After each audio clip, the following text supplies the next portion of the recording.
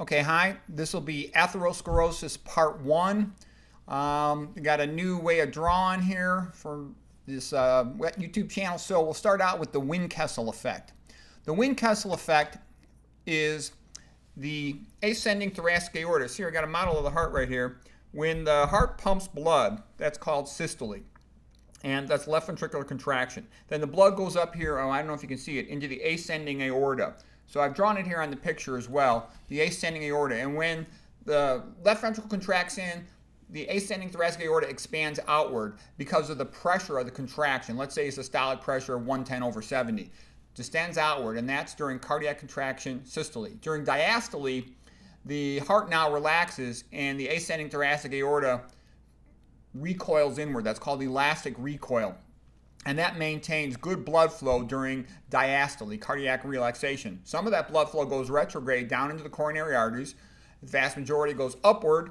The branches coming off the top of the aortic arch there are the brachiocephalic artery. It's going to bifurcate into the subclavian and the common carotid. And then the key point is that the ascending thoracic aorta is like a second heart, and it maintains diastolic flow. You have a lot of elastic fibers in this area, and that is important to maintain that diastolic flow. A person cannot replace those after about 20 years of age. When they're done with puberty, they're also done making new elastic fibers in their ascending thoracic aorta. And normally, that's enough to last an entire life.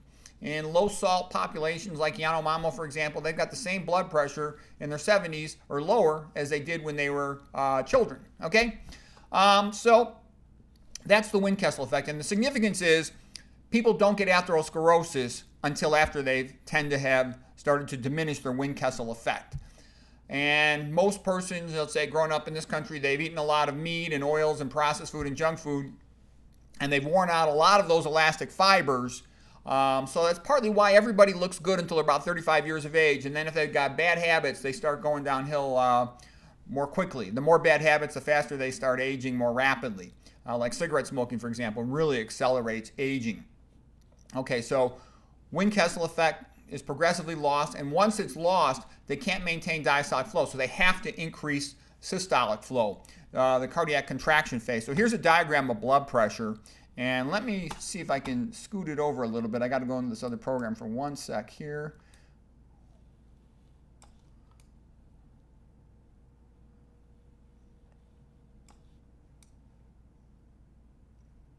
Okay, I think I got it to work now. Okay, so what's happening is I got to go in and out of these programs. The only way I can get this thing to work. When you look at these pressure curves, the green is for normal blood pressure. Let's say about 110/70. The red is a very hypertensive person going up to a systolic pressure 200/100. And the difference between the systolic and the diastolic pressure is the pulse pressure. So it's good to have a narrow pulse pressure. A really wide pulse pressure is another common finding with these hypertensive patients. And so what I'm also saying is after people are over 50 years of age, they start having less and less diastolic hypertension. That's because they don't have that much elastic fibers remaining in their ascending thoracic aorta. Okay, but again, like we were saying, the more they lose elasticity and the ability to have elastic recoil during diastole, the more systolic hypertension the person is going to have. Next thing I want to talk about is red blood cells. Typical red blood cell here is about 7 microns.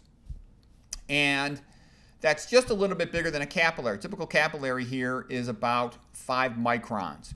And because of that, down here you can see the red blood cells deforming. The red blood cell has to deform in order to pass through the capillary. I got a little bit of a double mouse effect here going on, and I think the computer's like recognizing 2 programs running at the same time, and the mouse for some reason is visible on both of them, but be that as it may, the RBC is deforming a little bit when it goes through the capillary. It has to deform to pass through the capillary because the RBC is 7 microns, capillary is 5 microns. That's going to end up being a big deal because things that stiffen the red blood cell are going to make it harder for that red blood cell to pass through the capillary.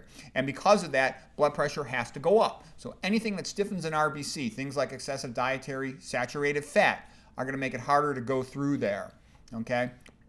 All right, the next thing we talk about here now is the spleen. The spleen is, in your left upper quadrant. That's like the graveyard for red blood cells. Typical red blood cell after 120 days approximately, is removed from the circulation by the red blood cell. They've got very tight things, smaller than capillaries, and a red blood cell that's more stiff. Older red blood cells are more stiff. That ends up being a big deal too. What's the main reason for that? They think it's glycation, but it's not exactly clear. It's also because their metabolic processes start running out. A red blood cell does not have mitochondria. It does not have a nucleus. So its metabolic processes by 120 days are starting to run out because you can't replace the new proteins in terms of you don't have DNA in there. You don't want to have mitochondria in the red cell, stealing the oxygen away from the hemoglobins. So a red blood cell is basically a bag full of hemoglobin. Hemoglobin, of course, is the oxygen-carrying protein. And the spleen removes them. That's also relevant because some people have had surgical removal of their spleen, let's say for post-traumatic bleeding, and then once the spleen's removed, you get more of these red blood cells sticking around a prolonged amount of time, and they're heavily glycated and they're very stiff, so pressure has to go up to pump them through the circulatory system. You can also get a non-functional spleen in some diseases. And that also becomes relevant when you think about a woman and when she's postmenopausal. Normally the red blood cells, when they first come out of the bone marrow, they're more flexible. And because they're more flexible, they deform more readily, and you can pump them through the circulatory system in the capillaries with less blood pressure.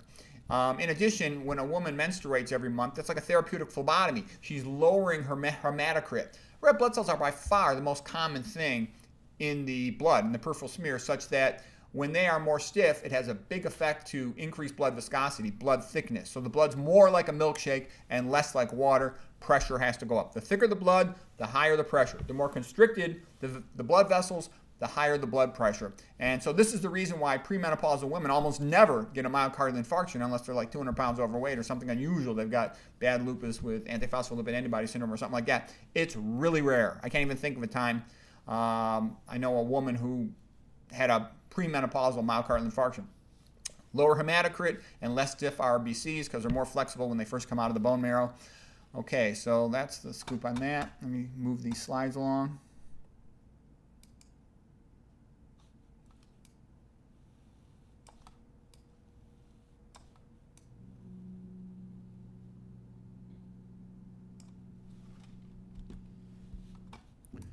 Okay, now we're going to look here at a peripheral smear. As I was saying, the vast majority of cells on a peripheral blood smear, you just put, you draw some blood, you put it on a slide, are going to be red blood cells.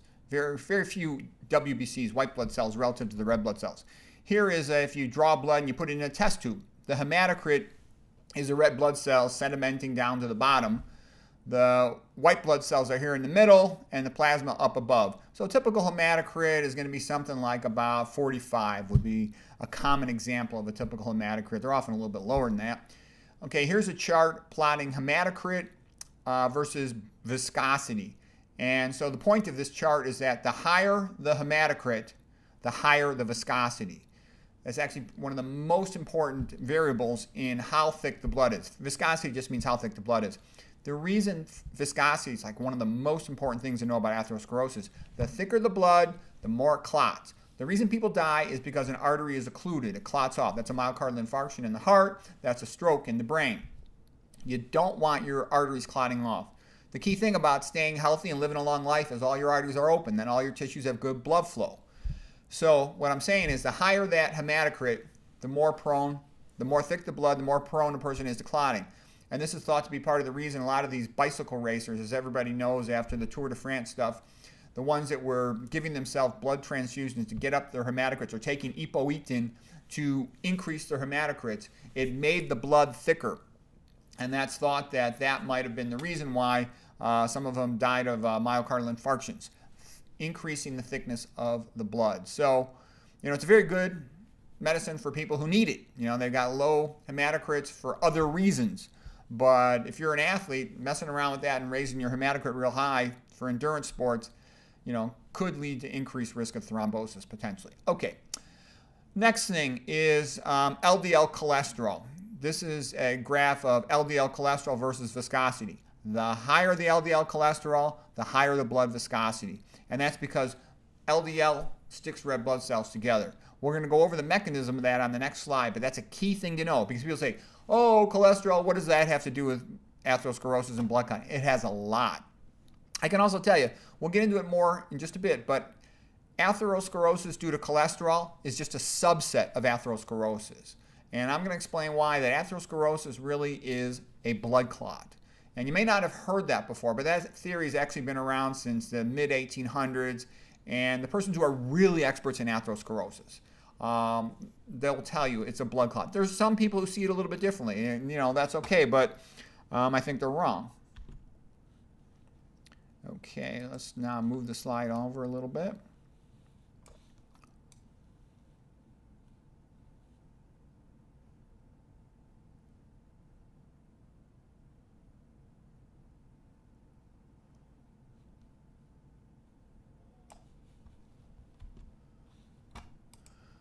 Okay, the key point on this slide is I'm just new to using this this program here where I can draw, so I don't got it all figured out yet, but I think I'm learning from this.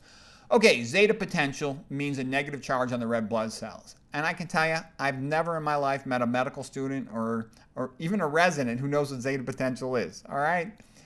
And this has been well known for a long time because they have to know about it for blood banking to store blood. Each red blood cell has a negative charge on its outer surface, and that negative charge is very important because it repels other red blood cells. They're both negatively charged, so it keeps them apart. It's like two batteries that push each other apart. And it's due to what are called sialic acid residues. And the next slide, I'll show you the chemical structure of a sialic acid residue. But remember that normal red blood cells, both negatively charged, push each other apart, and that is due to zeta potential. Just below it, I've got the word bridge here. There are bridging molecules that stick the red blood cells together. So you can imagine that, let's say this is a bridging molecule. You got one red cell here, here another one, and this blue thing is sticking the red blood cells together. And those are called bridging molecules. So what are bridging molecules? IgM antibodies, like with an acute infection, can stick the two red blood cells together. LDL cholesterol will stick the two red blood cells together. Fibrinogen from acute stress, for example, will stick the red blood cells together. Elevated uric acid can stick red blood cells together. So I mentioned that because it's like Velcro for RBCs, sticking them together, because then you're going to get a rouleau formation, like a stack of coins is the French word. We'll show a picture of that in just a moment. Okay, so that's the key point. RBCs always have a zeta potential. And guess what? The endothelium, the lining cells of an artery, also have an endothelium. Okay, and by the way, the whole point of this lecture is atherosclerosis is the most common cause of death. Myocardial infarctions are about 26% of deaths. Cancer is about 25% of death. And then there's other things where atherosclerosis ends up getting related. Atherosclerosis is related to tons of things. People going blind, all the most common causes of blindness in adults over 50 are related to vascular disease one way or another, okay? Trust me, it's the most important disease. And we're going to get more insight here. We're going to go way beyond what's your LDL cholesterol level. That's very important, but there's a lot more to it. And when you understand it, you can prevent it more effectively.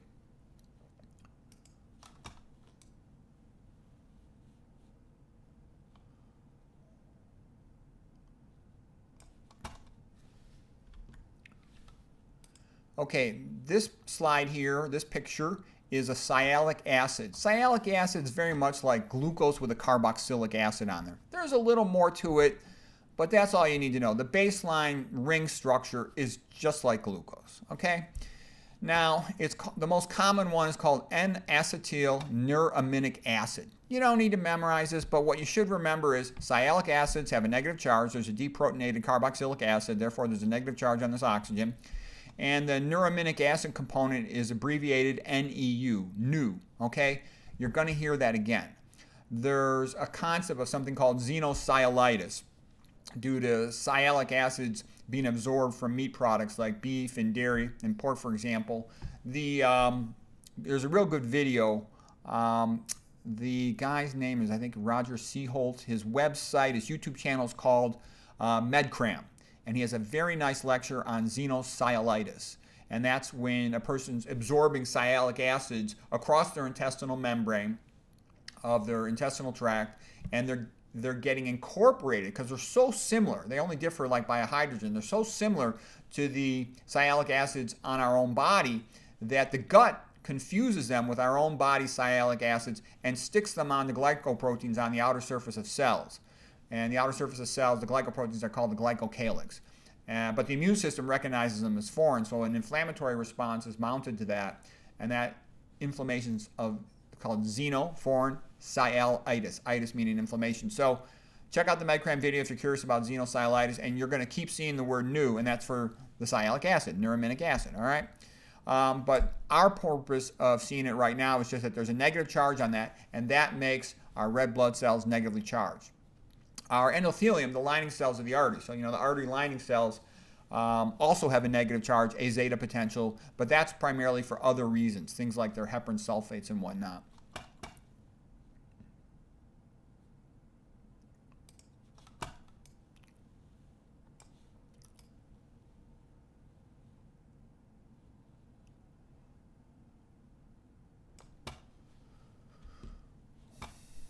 Okay, so now here we're going to see a rouleau formation. So rouleau is a French word for stack of coins, and what happens is you've got the red blood cell, then you've got the bridging molecule, RBC, bridging molecule, RBC, bridging molecule.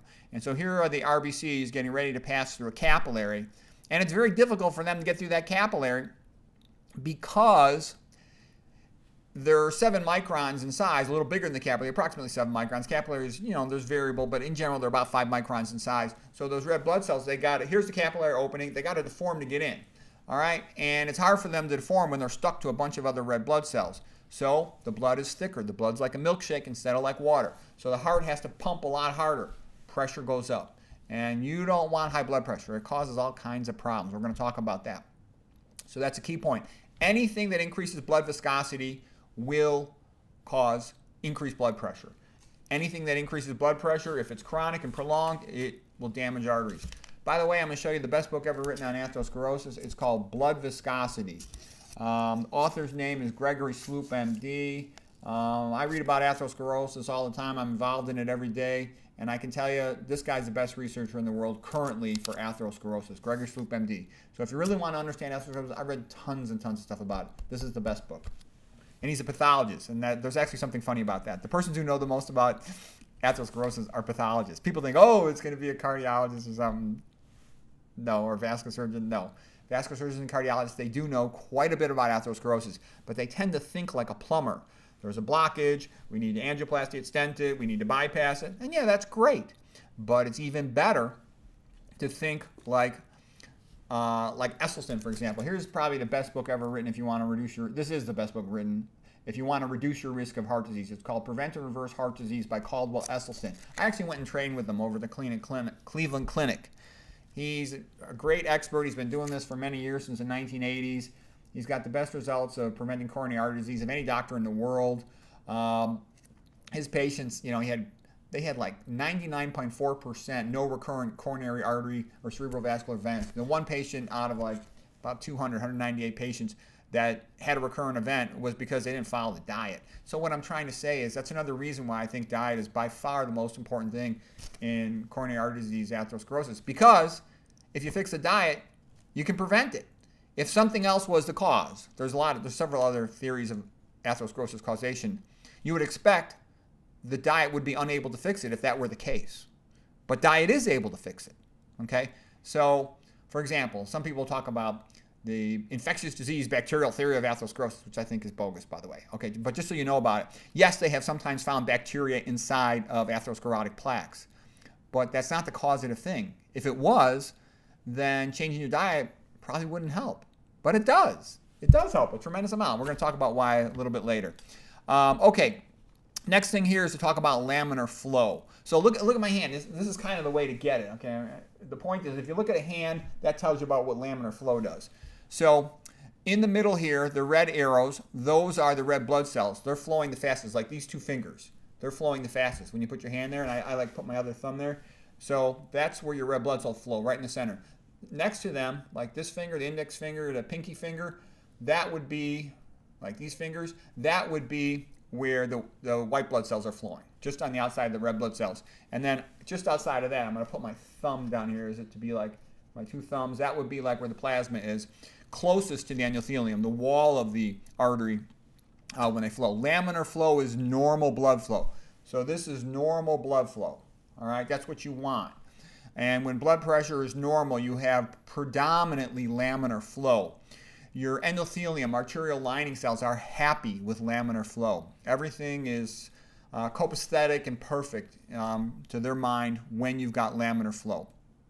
Okay, it's also sometimes called a parabolic velocity profile of flow.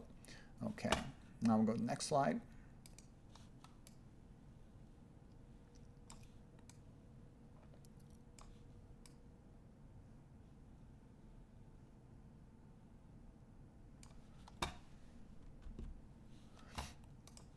Okay, now here is a drawing of the common carotid artery, and then it bifurcates into the external carotid artery that goes up to the face, and the internal carotid artery goes up to the brain.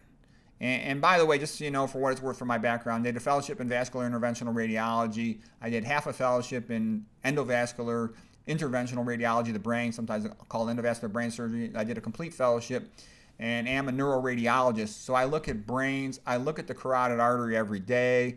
I've seen many, many, many thousands of these, okay? And I've done, about 400 cerebral arteriograms. So I spent a long time with these blood vessels, and I can show you a pattern that'll help you understand how atherosclerosis starts. And it's a similar pattern in the coronary arteries and at other locations. Atherosclerosis typically starts at bifurcations, especially the arteries of the heart, coronary arteries, and of the carotid. See, I got my heart model here. I've got really good coronaries for looking on there. So I was looking at my heart model, but it's too small, I think. All right, so anyways, we'll look at this bifurcation here. The blood comes up the common carotid artery, and then it hits the divider in between the external carotid and the internal carotid. And when it hits the divider, it causes a little bit of chaos in the flow. So it's coming up like a nice laminar flow, all right, like we were talking about. And then it hits the divider, boom, and then it starts to go all over the place. So chaotic blood flow is called turbulent blood flow. And then some of the blood flow goes backwards. So I got to get in the middle here. It goes backwards. And let me see if I can do it this way is better, all right? And that backward flow is called retrograde flow. It's also called eddy currents. There's videos online, like if you watch, I saw this video about a kayak going down a stream, and there was like a big rock in the middle of the stream, and it causes eddy currents. But they're retrograde flow, and the point about them is they're very slow. And you can see these things on ultrasound. If you can even look it up. You just put an ultrasound on the carotid artery in the neck, and you'll see retrograde flow, backwards flow in the bulb of the carotid. This is called the bulb because it widens a little bit, the origin of the internal carotid artery. And the reason this matters is the endothelial cells, they're kind of spindle-shaped. You're going to see them too. They're going to be spindle-shaped right next to each other, all right? So I'm trying to stay in my field of view. And their spindle shape is aligned along the long axis of normal laminar flow. So when blood flow is chaotic and disturbed, that confuses the endothelial cells. So if there is an excessive amount of turbulent flow, they will be confused by that and sometimes think there's a vascular injury. In addition, blood is, when it's slowed down, it'll sometimes start to clot. If you had 2 cups, maybe one was 1 cup of water, one was a cup of blood, they're not the same thing. A cup of, let me just imagine this is a cup. Imagine this is full of water. This is a cup and it's full of water. You could leave it there on a table for an hour and nothing will change. It's a Newtonian fluid. It's the same while it is moving and while it is at rest. But blood is not. Imagine this is a cup full of blood. Okay, this is blood. All right, this is called thixotropic, meaning that it changes depending on its velocity. All right, so if the blood sits there for a long time, it can start clotting.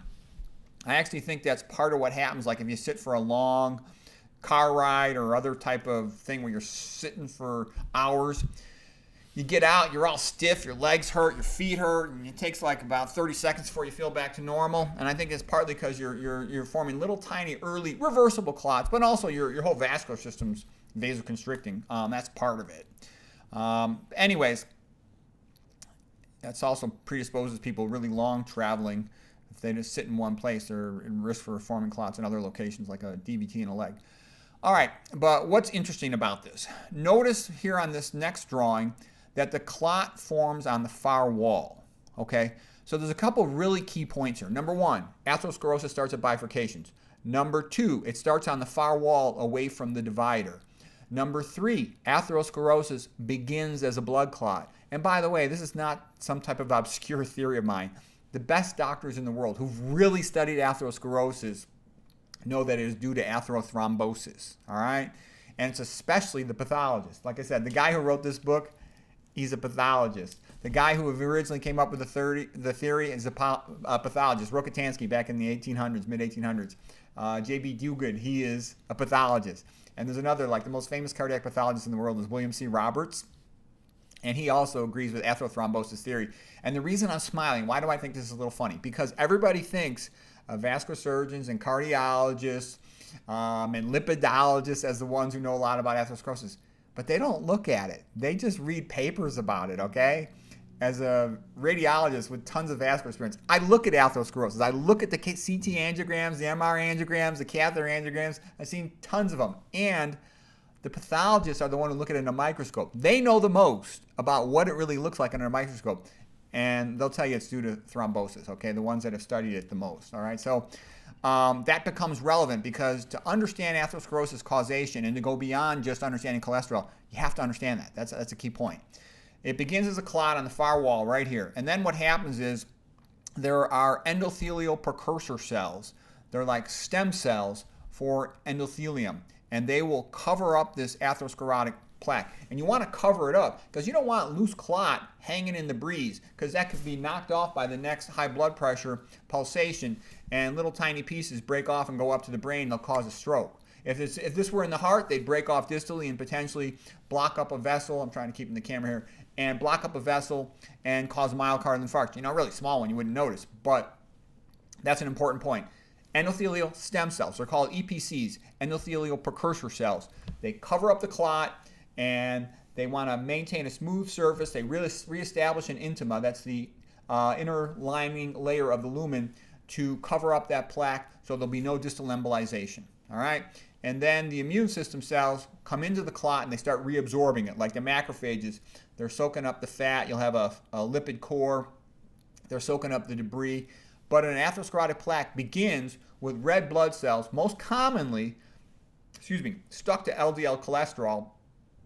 But there's going to be other ways that can happen as well. There's things that increase the likelihood of having a clot. We talked about anything that increases the thickness of the blood, anything that impairs endothelial cell function, like sodium. Okay, excess sodium will inhibit endothelial nitric oxide production. Okay, other reasons. Why do I think atherosclerosis is due to blood clot? I've seen thousands of them. The CT angiograms, the density of an atherosclerotic plaque is the same typically as a blood clot, okay? No one can tell it apart from organizing mural thrombus, okay? Eventually, they'll tend to calcify, but guess what? That's the same thing what happens with a hematoma. If you got a hematoma in a muscle, okay? I one time had this patient, he was, getting into a college fraternity and he got his backside paddled, okay? Like the movie Animal House. Thank you, sir, may I have another? And the point is, when the hematoma initially was just blood, it had one appearance, but when it became chronic, it all calcified. That's called myositis ossificans. It's a very characteristic appearance of a hematoma in a skeletal muscle, all right? They calcify. So what I'm saying is it's what you would expect to happen if atherosclerosis was a blood clot. And it's exactly what does happen, okay? And it always forms in that far wall location, virtually always, that's the characteristic location of an atherosclerotic plaque. In addition, it is eccentric, meaning that it's only on one side. It forms on the far wall from the bifurcation. And the relevance of that is if it was an infection or an inflammatory process as the primary causation. There is some inflammation in the sense that the WBCs have to come in there and reabsorb the clot, reabsorb the miniature hematoma, if you will. If it was primarily infection, if it was primarily inflammation, you would expect it to be circumferential. A vasculitis is typically circumferential, involving the entire circumference of the artery. Okay? But it's not. It's eccentric, and it tends to be focal. It eventually gets bigger and bigger, but it tends to start out like that.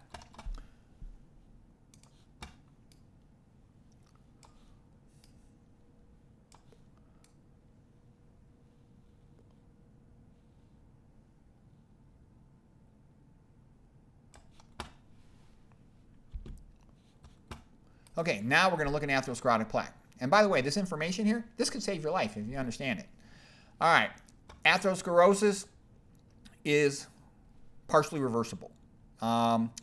Here's an atherosclerotic plaque. We start out by drawing the EPCs, these purple spindle-shaped cells, and they are covering up the blood clot that was formed. And there's always an ongoing steady state of clot forming and the body removing it, repairing it, and covering up with endothelial precursor cells. Okay, so here are the red blood cells. The red circles, the brown circles are the bridging molecules. The purple spindle shape here are, like I said, the endothelial precursor cells covering up the clot. The yellow material here inside of a white blood cell, these are lipid absorbing cells. So a macrophage full of lipid would be a foam cell, okay? Where there's a whole bunch of them in one area, we'll call that a lipid core, okay? Over here, necrotic debris from the red blood cells and the inflammatory process, that's the necrotic core. Necrotic means dead material. All right, and then down here is an F for fibrosis. The orange stuff, orange is a good medical color for calcification. That is calcification. And to some extent, this drawing shows the time course of an atherosclerotic plaque. It starts out just as a pure blood clot. Then the immune cells come in, like the macrophages, and they start cleaning up and absorbing things. And the reparative process also includes the laying down of fibrous tissue. In an actual chronic atherosclerotic plaque, and most of them are chronic, they've been there for years, they're primarily fibrosis, like about 70% fibrosis. And then a variable amount, lipid and necrotic core, maybe about 15%, and then calcification. But the older the plaque is, the more calcified it is. And the relevance is this acute clot material can all be reabsorbed largely. This lipid core can be reabsorbed, necrotic core can be reabsorbed. So a atherosclerotic plaque can shrink. It's just like, Nathan Pritikin, for example. He had real abnormal EKGs, but then he agreed to be autopsied at his death, and he had clean coronary arteries. So Nathan Pritikin's a genius. You'll learn a lot from studying him. He reversed his coronary artery atherosclerosis. Walter Kempner, MD, he also had a whole bunch of EKG reversals with his rice diet work out in North Carolina. Let's see, who else? Dean Ornish did real famous studies where he showed reversal or at least halting of progression of coronary artery disease in many patients who adapted a plant-based diet. And then Caldwell Esselstyn also had many patients, as I was referring to with this book, Prevent and Reverse Heart Disease. And Dean Ornish also has good books on dietary approach to minimizing atherosclerosis and halting its progression. Okay, so that's an important point. So that's wonderful news. It can be partially reversed. That's good news, okay? Nobody needs to die from coronary artery atherosclerosis. I mean, there's rare, unusual situations with the coronary arteries, but the vast majority of patients is because they eat too much fat, they eat too much salt, too much oils, and all these other things. And the great news is if they change their ways on their bad habits, quit smoking, quit drinking alcohol, they can dramatically improve the blood flow in their arteries. Because not only do you shrink the plaque, also the endothelial cells will start to function better. They'll start to release more nitric oxide, and in so doing, that'll vasodilate the artery. Nitric oxide is the real most important, most powerful vasodilator. There's other ones as well, like prostacyclin, for example. Okay, here this next adjacent drawing is of endothelial cells, and the point was to show how they kind of are a bunch of spindle-shaped cells, and they're aligned in the long axis of flow, and when the flow is laminar, they're happy. They've got little mechanoreceptors that can sense the flow direction. And when, again, it's really, really chaotic and turbulent, that also activates platelets to make the blood more prothrombotic. Plus, when it's very chaotic and there's a significant retrograde component, they'll sense that as injury, and they'll start to shed their glycocalyx, and they'll start to express prothrombotic chemicals on their cell surface, and that'll lead to increased risk of thrombus forming on the surface of the endothelial cells.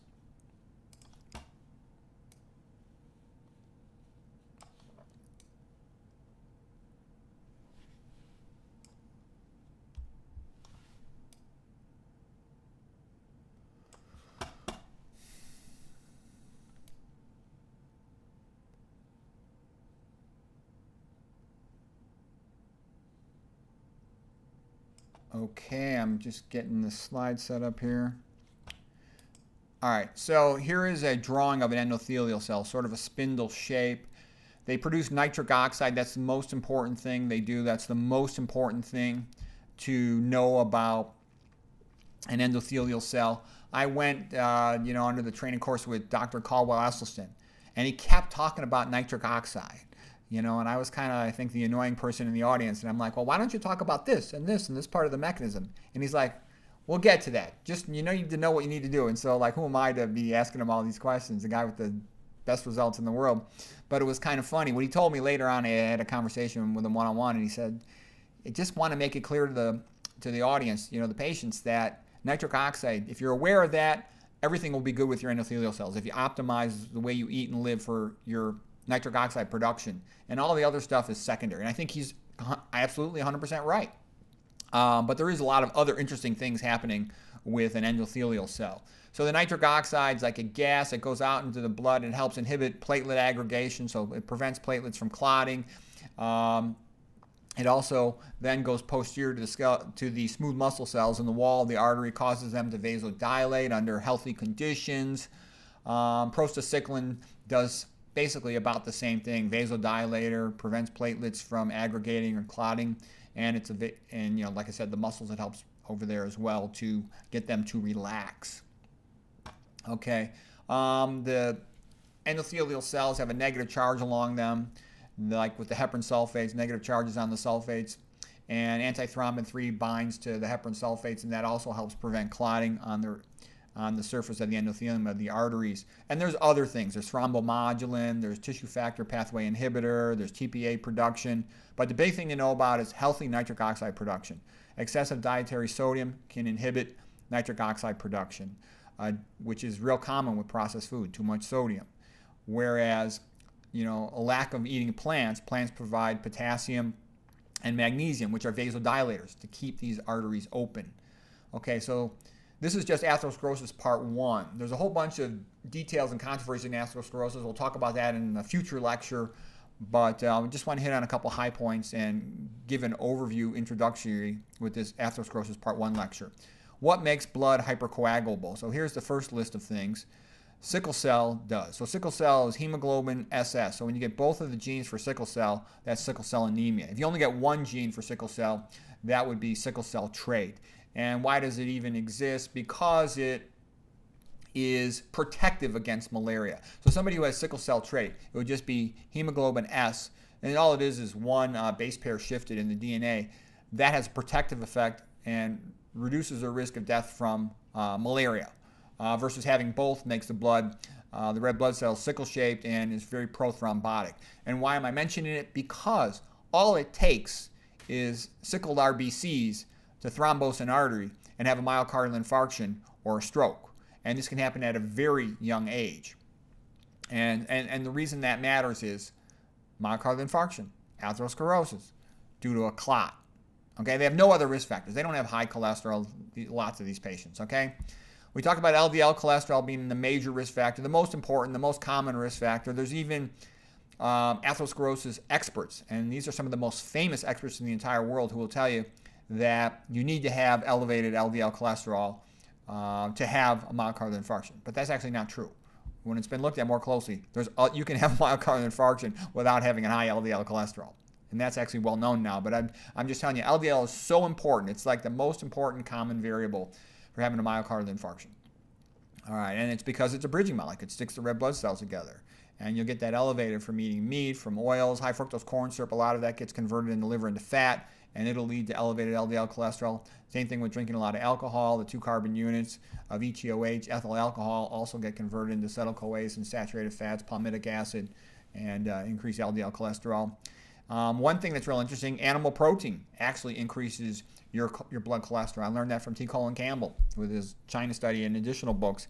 And I think what happens is sort of large amounts of dietary animal protein, they ramp up the body into this pro-synthetic mode, and it starts driving up things like cholesterol, and as well as hormones that encourage cell replication.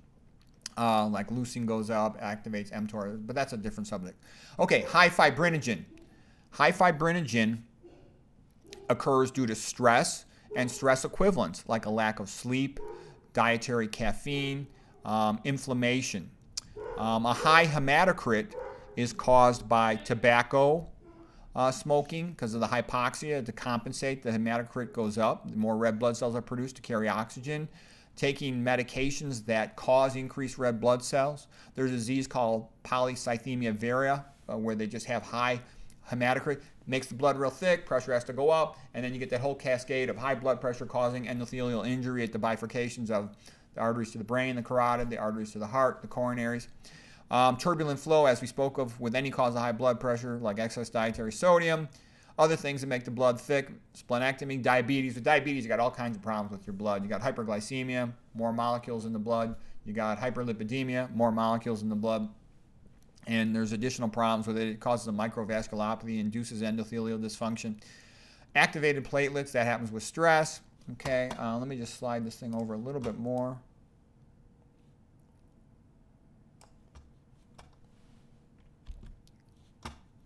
Okay, just a few other things. Infection, especially a severe acute infection, can cause a lot of patients will die with a severe acute infection, not because of the infection itself, but because they have a myocardial infarction or a stroke.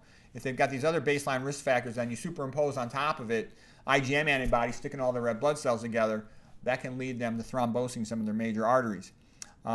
Things that stiffen the red blood cells. Excessive saturated fat and trans fat, that will lead to their incorporation into the plasma cell membranes of the red blood cells and predispose them to being stiffer, less deformable, therefore increased blood viscosity, pressure goes up, and you get all this sequence of events. By the way, I think hypertension is the most important disease because hypertension is the gateway to all this other stuff.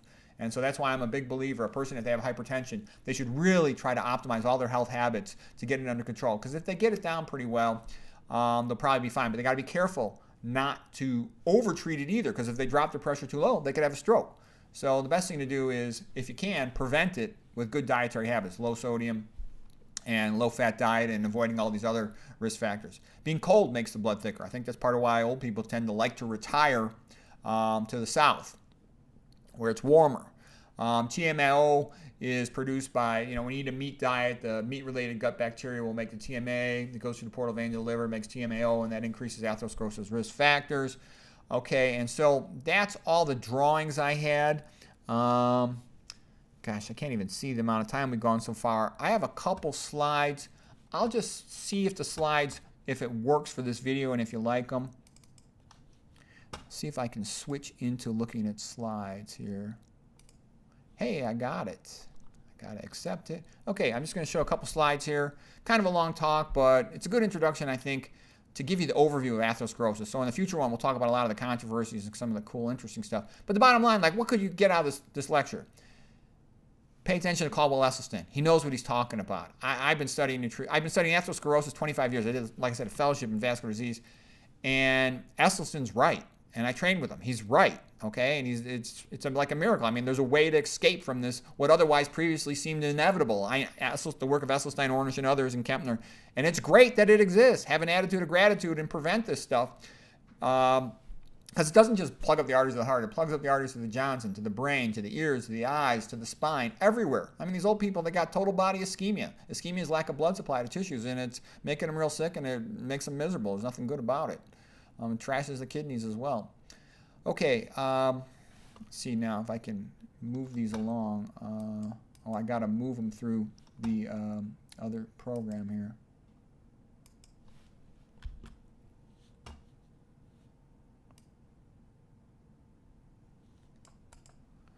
Okay, hopefully you can see these. Endothelium, we talked about it having nitric oxide as the vasodilator. Let me see if I push the other button, if it works here. Yeah, it's working now. Okay, now I think this is what I want. We talked about nitric oxide. That's the most important thing to know about. If you only know one thing about the endothelium, know that it makes nitric oxide to dilate the artery, to prevent clotting. That's the key thing. Prostacyclin does the same thing, but nitric oxide is more important. Antithrombin also prevents clotting. Oh, but in order to run this, I got to keep on going back to the other thing. That's kind of a pain. So, and I got too many slides. I think what I'll do is I'll just make the rest of the slides part of atherosclerosis part 2. So this will be atherosclerosis part 1. I hope that was helpful.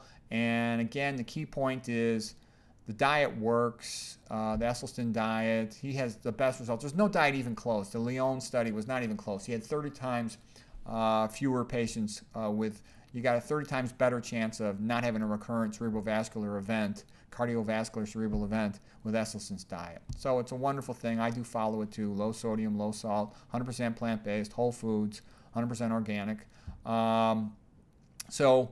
That really works. I hope this was interesting to you. And you want to avoid anything that makes your blood thick or predisposes to clotting. I mean, there's a lot of little things that come out of this. For example, I always want to be warm.